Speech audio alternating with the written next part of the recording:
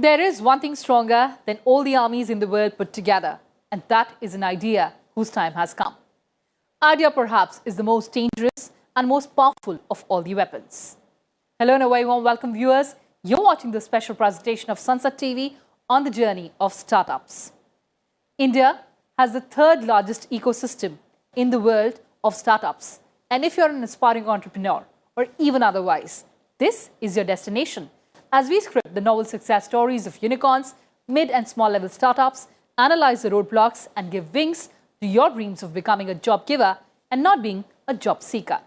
So today, let's hear the story of startup Skyshade and its founder, Shekhar Nori.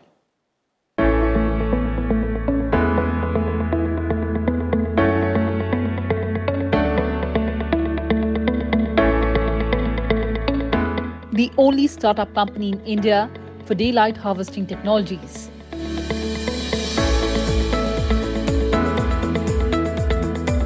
Skyshade Daylights Private Ltd is opening novel avenues of success.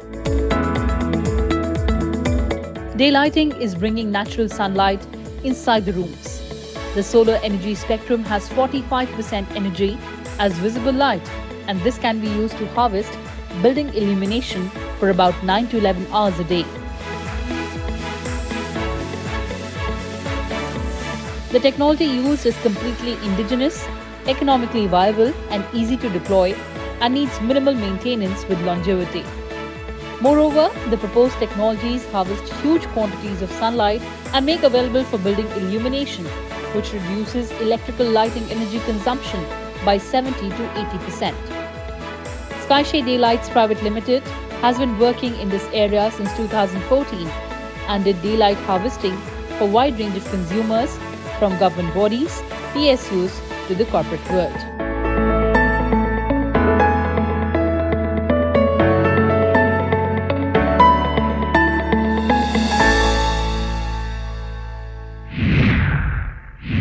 Shekhar, welcome to Sansad TV and thank you so much for joining us. You are joining us from Hyderabad, right in our studios in New Delhi.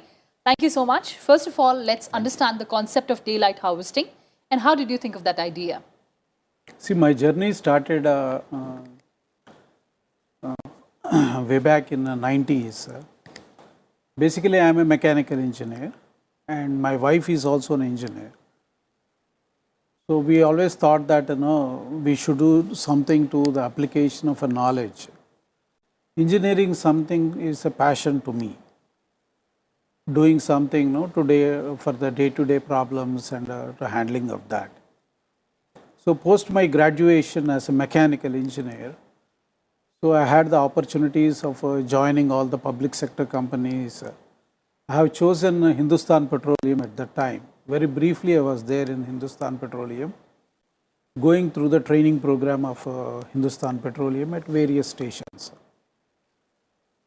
So rather, I did not find my application of engineering over there. I thought that is a run-of-the-mill kind of a job.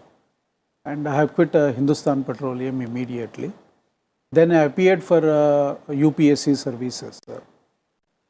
So I cleared my prelims and the mains exam and I appeared for the interview.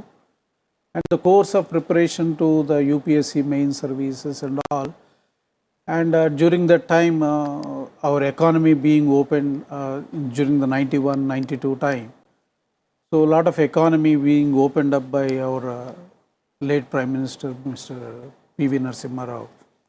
So at that time, I understood that probably this is a time the opportunities are coming up in India. And we need to do something about it and more of an expression of myself and something more creative. That's where I started with the solar engineering. Because my first job was Hindustan Petroleum, I thought renewable energy is a good space to be in. Because that is the future of for the entire world and for the country. So I have started with the solar thermal engineering.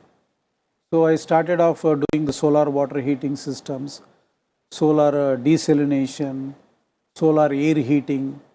This is how I started off. But I was much ahead of my times, Imagine in 90s talking about solar. It's not at all easy one.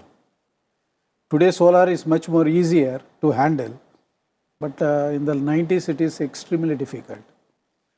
So during that course of doing the solar energy systems, it is then I understood one fundamental aspect of renewable energy, and specifically about the solar energy. Solar energy has fundamentally three components. One is the visible light, which is approximately some 45% of it. Then we have the IR radiation, around 50% of it, around another 1% of UV radiation. Now all these solar PV, that is photovoltaic systems, solar power systems or solar thermal systems, basically they convert one form of energy to the other form of energy and they store energy. These two things are quite expensive in any solar system. That is the reason they become expensive, because conversion of one energy to another, there is an efficiency, there is significant loss in that, and the storage of energy is going to cost a lot. It is then we understood that in a renewable energy space, if you have to make a better use of solar energy, if I can use the visible light, which is around 45% content of the solar radiation, I use the light as it is without doing any conversion into any other energy form.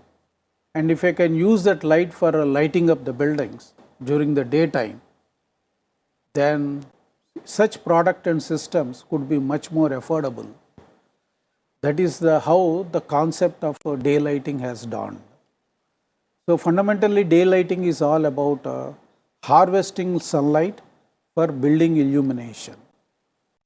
So that is the origin of this idea of daylight.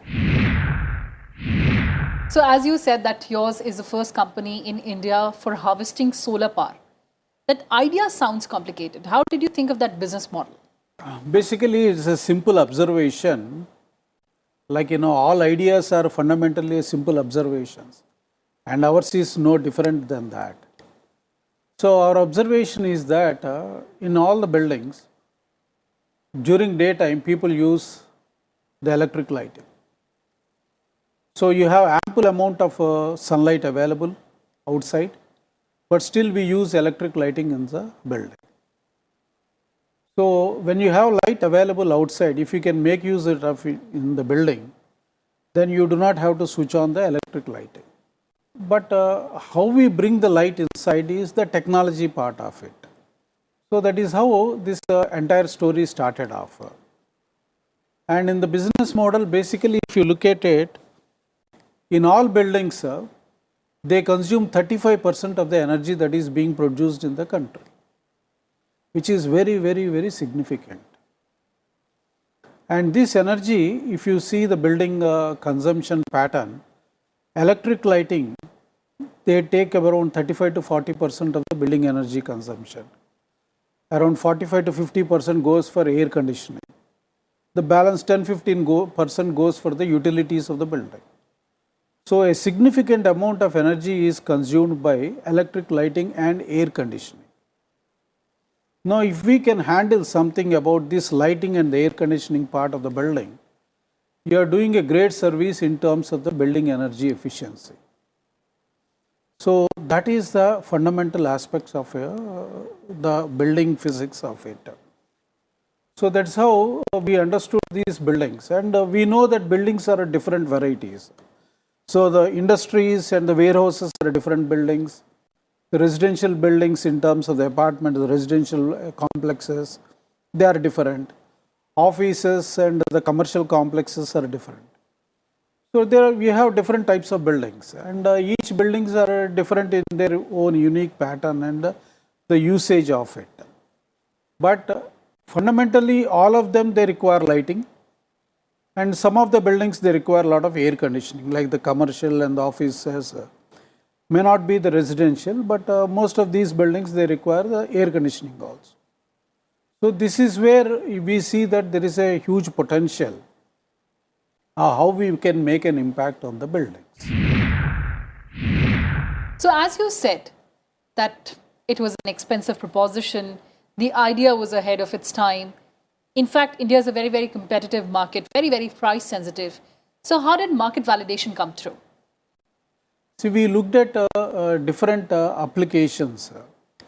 Suppose you look at a window. See, our first product was called a light pipe. A light pipe basically transports sunlight from one place to the other through a conduit. So, which means you may have windows in the building, but still you have many of the dark spaces around in the building. So, we should have a technology, a system by which you can transfer the light energy from one place to the other. So, this we achieved through the product called a light pipe. Today, you see large windows are being done on the buildings, a large amount of glass is being used in the buildings, and buildings are using a large amount of glass facades. So, in all these cases, how we can use the sunlight? Now, the paradox is that even though you have so much of big windows and a huge amount of glass on the buildings, people use blinds on the windows. They immediately put up blinds on the windows and switch on the electric lighting. This is a great paradox. So, this does not make any sense actually. So, we looked at this problem. So, our observation said that if I can make use and this sunlight by a system of technology, if I can bring the light inside much away deep from the window, and if I can light up the entire floor plate area with diffused light, sunlight, which is free from heat and glare, then it becomes very usable form. This is how our product called a sunlight redirection system has come into place. I had an opportunity from Pepsi. The senior managers of Pepsi, they asked me how I can do lighting, the daylighting to their Pepsi plants, the bottling plants. So that was the first idea and the first application of our light pipe technology. So we have done it successfully, and thereafter this multiplied over there. Then our next big opening and the breakthrough what we got is from railways. So the Indian Railways was so proactive at that time, and even today on energy management, they have a lot of focus on that. So they given me a chance how I can do the daylighting to some of the workspaces in Secunderabad. So in their offices, the printing press and the workshops, we went ahead and done that. So that was a very impressive at that time. And then we got the opportunity to do the work for the rail coach factory at Raebareli. That is one of the biggest installations even today what we have done. It's a more than 1 lakh square meter of a railway, the rail coach factory building, which we have done very successfully daylighting. So the entire floor plate of that rail coach factory, we have done it. Then so many installations across the country we kept on doing for the railways. We got an opportunity for working for a couple of temples in southern India, like the Ranganath Swami temple at Tiruchirappalli. It's a very famous temple. So they asked us to do it. It's a very old temple, more than 1,000 years old temple. So we have done that one. So the opportunities, they came like us, like that, and so many buildings and all that. Similarly, last year we started working with the Chennai airport, the first airport in the country, which is being dedicatedly using daylighting to lit up 60,000 square meter of the passenger terminal building. So a lot of examples, different segments of buildings are coming through, and wherever the opportunity is coming to, we are working on that. All right, this kind of market validation can only come through with a very strong team. We understand that. We also spoke to your team members. Let's listen in. During our daylighting journey, we have met several of our customers at their workplaces. A lot of them have complimented us, indicating that daylighting has been less strain on their eyes and also has elevated their mood at workplace. A lot of them also have a question: can we have daylighting for our residences? Well, today Skyshade has a solution for that. We are going to provide daylighting for residences, for the basements and commercial spaces. It is always makes a lot of sense to harness the natural light, sunrise to sunset, to your advantage. What do we mean by taking advantage of? If you spend electricity for providing the same light during the daytime, you are not being smart. On the other hand, if you have solutions taken from Skyshade Daylights from Hyderabad, definitely you can have solutions that can take care of all your needs without compromise on the ambience, aesthetics, intent and glare aspects of lighting. All right, Mr. Shekhar, with this kind of market base, it is very important to have a very fine financial standing. How did you get your investors? I know that DST is also funding you. How did that happen? Financially organizing funds is it's a, I would say, a bit Himalayan task. Because technology is new, nobody believes that. There is no precedent to that. Whether this works or not, that's always a billion-dollar question when you go and talk to a bank also.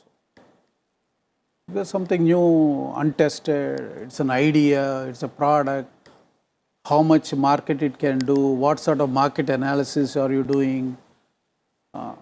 There's no study which can support this sort of a project at all. So initially we worked with our bank, a conventional bank, State Bank of India, who have been our bankers since a long time. So State Bank of India, they are given the debt financing, a typical debt financing to all our cash credit limits and some term loans and all. We enjoyed an extremely, and even today we are working with them. And we sincerely thank that State Bank of India have been supportive to us in understanding our idea and through our journey to responding to our requirements and all that. But apart from that, we did not go to the equity financing.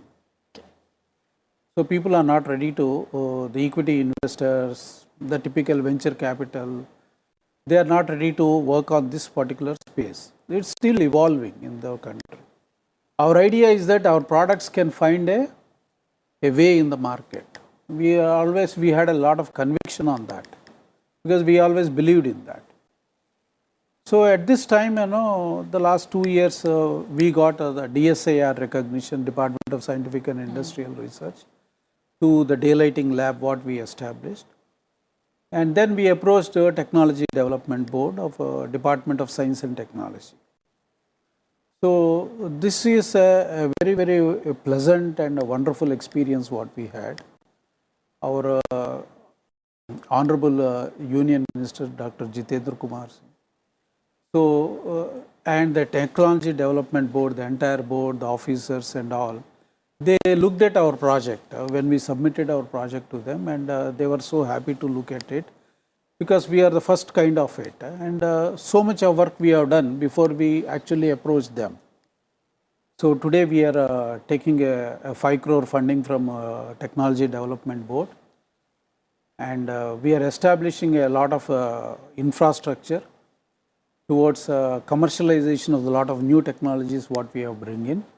And probably in the next 1 year time frame, I think we are building a world-class facility in terms of production of and commercializing all these technologies. That's inspirational. Let's listen in what the minister has to say. We happen to find a startup which is again a part of the search process, who are the first in India to have ventured into daylight harvesting, which is a new concept. You capture the sunlight and through the ducts you circulate it through the rooms as the air conditioning air goes. So you can enlighten the godowns, the underground parking areas with actual sunlight. So not only it is healthy, it also is a source of vitamin D, also environment friendly. Shekharji, I know that you've already clocked a revenue of 14 CR. You're looking at 100 CR mark in next 5 years. What are the roadblocks? What are the challenges? And how do you plan to solve them? Roadblocks in the sense that we don't see, I do not call them as roadblocks, but it, like every product and the market has its own challenges. And the challenges, so okay, over a period of time, we are going to solve these problems. But what I see, the immediate couple of important points on which we are actually working today, and personally which I am looking at, is market education. The concept of daylighting, that you should use it in the buildings, it's a very cost effective when compared to the solar thermal or solar photovoltaic, and it can be easily adapted into the buildings. So that is something, it calls for a huge amount of market education, because a lot of people do not believe that it can happen really that way. So that investing a lot of money and resources into the market education is one of really a big challenge. Yes. Because in any conventional debt financing instruments or banks, or nobody finances for marketing or the market education programs. You have to find your own money. And the second important aspect, we will be working with our MNRE, the Ministry of Non-Conventional and Renewable Energy. Because renewable energy today in our country is mostly runs around the idea that in a solar energy, we call solar photovoltaics as renewable energy systems. We call solar thermal systems like hot water and other systems as solar energy systems. But today, still daylighting, which uses the light energy of a solar energy spectrum, is not categorized explicitly as a renewable energy product. This is really a roadblock, because unless this is done, today you see a huge amount of awareness is there in adoption of renewable energy technology. In fact, our Honorable Prime Minister has committed in the last year COP26 Glasgow Summit program that by 2070 India would be going towards the net zero. And going towards the net zero is not a small task at all. It's a huge one. It's a mammoth task. So technologies like daylighting should be categorized and explicitly stated as renewable energy. And the second aspect is, as I said, climate finance technologies. The moment we call this as a solar energy technology, which can be adapted to the buildings and make use of the buildings, the whole evolving funds and the money supply which is coming up in the climate action finance and the funds which are working around that, they will be able to spend money towards this. And it becomes more easy for us to access specifically those sector funds. Because the conventional venture capital may not be a workable solution for companies like us. There are departments like CPWD, the Ministry of Railways, or you may call these ministries and the departments, they should adapt these these technologies, and they should pilot more into their buildings, because they are the beacons. A lot of the state PWDs, they just follow the CPWD, because CPWD is the apex organization. A lot of these buildings, if they start adopting these things, railways, they have been doing very significantly. So more of these departments and ministries, if they start incorporating these technologies into these buildings, so it becomes a routine thing. And so many other companies, of course the corporate sector and all the state governments, everybody will start following it up. And daylighting being a very, very cost effective technologies as compared to other renewable technologies, which means at a lower cost you should be able to get a much more better benefit. So that means your market will increase. I hope you find all the solutions to all your problems. But before we wrap up, what is your message to the other budding entrepreneurs? I don't think I can give you great messages, but maybe looking back retrospectively and what I have seen in my life, what I have seen. Basically, a good idea, you need to have a conviction with the idea. Fundamentally, you should believe in your idea, because a lot of people around the world may not believe in what you believe. And when you think it is a reasonable one, and if you think that is a scalable one, and you have a means of doing it in terms of technology or others, you need to really stick to that. Because when you stick to that and keep working through the idea, on day one you may not find many answers. And in fact, for majority of the questions, what if people keep asking, for all these things you do not find any answers, on day one. But through the course of it, when you are working through that, you will find answers. Through the course of it, what is important is your conviction and you being perseverant with the whole idea and working through that very sincerely is the bottom line. Absolutely. So 3 words: conviction, belief, and scalability. Yes. On that note, thank you so much for joining us, Shekhar ji, and all the best for all your future endeavors. Thank you. Thank you for the opportunity. So viewers, that was another inspiring story, but that's all I could pack for you in this edition. Thanks for watching and stay tuned to Sansad TV. You can also give your feedback to us. Namaskar.